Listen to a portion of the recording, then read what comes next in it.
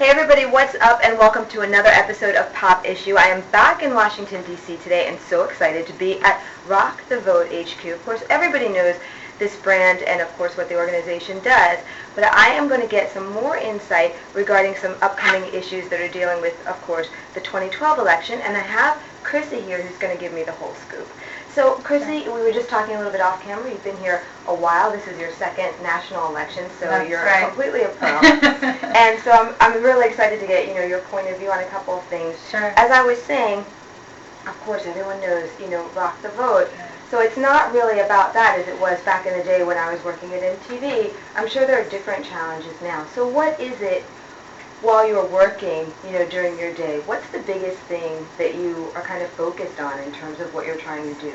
Yeah, I think for us, young people have been hit really hard by the economic situation in this country, and so they're unemployed, they're struggling to find jobs, they're struggling to pay back their debt, and so compared to where we were 4 years ago, they're at a hard place, and I think a lot of people participated in 2008 and thought that they'd see some immediate change, and it's taken a while, and there's been a lot of great kind of progress towards that for young people, but I think part of our challenge is really getting them to engage and to believe that there is kind of opportunity in their future if they participate. I think overwhelmingly they are optimistic. They are, but it's the day-to-day of how do we get them as engaged and excited as they were in 2008. So I'm sure that's, not an easy task at all, right? Not because at all. There's so many different things, That's coming right. at that demographic. In addition to, of course, now we have a lot of the voter ID issues, coming up. Are you working as well to educate different people, particularly maybe, youth of color, about getting it together before because of these voter purges and all of that? Exactly. So not only this year do we have a harder economic situation that this generation is facing, but we also have compound on top of that a set of laws across approximately 30 different states which are actually making it harder for young people to participate.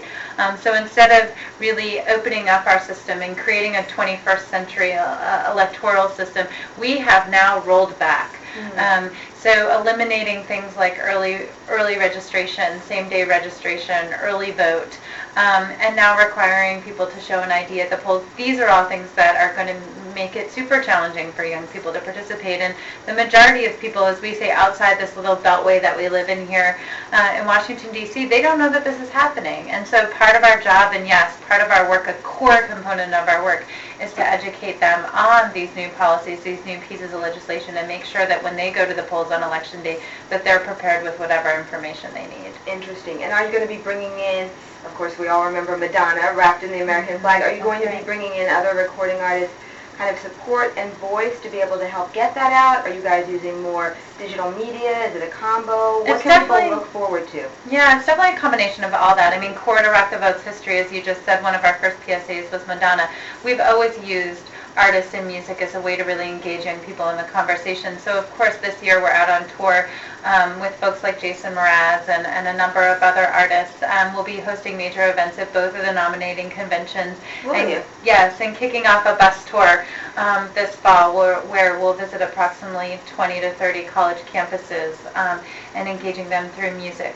So that will all be consistent and core to the work that we do, and we really believe that it's an opportunity to use these artists who definitely have a voice among young people, and young people look up to them, and use them as an opportunity to reach out and share the information. Interesting. And then I guess just my final question for you is about this whole SMS kind of, not really scandal, shall we say, but just issue that is up for discussion at the moment. I think that, of course, both the candidates, Romney and Obama, were looking forward to being able to receive donations via SMS text. This looks like it was going forward because the Federal Elections Committee said yes, and then the carriers pushed back.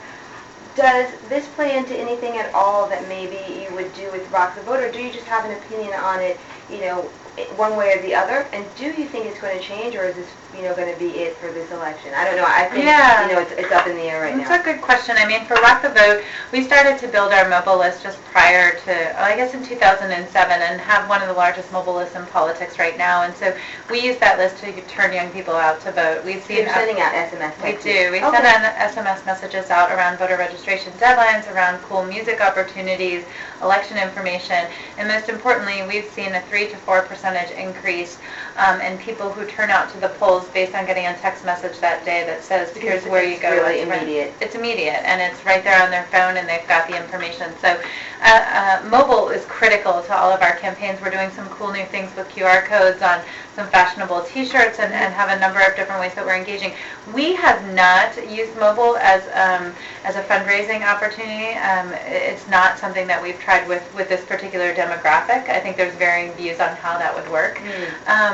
But in terms of mobile being used for engagement and for mobilization, to get people registered and out to vote, it's critical to our campaign, and we'll continue to use it moving forward. And that's great that you guys have been on it since 2007. I think a lot of times when we look to, as you say, the Beltway and the policymakers here in D.C., there's typically a bit of a lag time between, say, what we might be doing in Hollywood and in New York. And so texting was like a big deal, but, it was obviously used in branding and entertainment even before, 2008 with the Obama campaign. So it's going to be really interesting to see what happens, going forward. Any other takeaways that you think, we should leave our viewers with, or anything that you find is like really of the moment or that people aren't aware of, who are particularly 18 to 34, that you might just want to...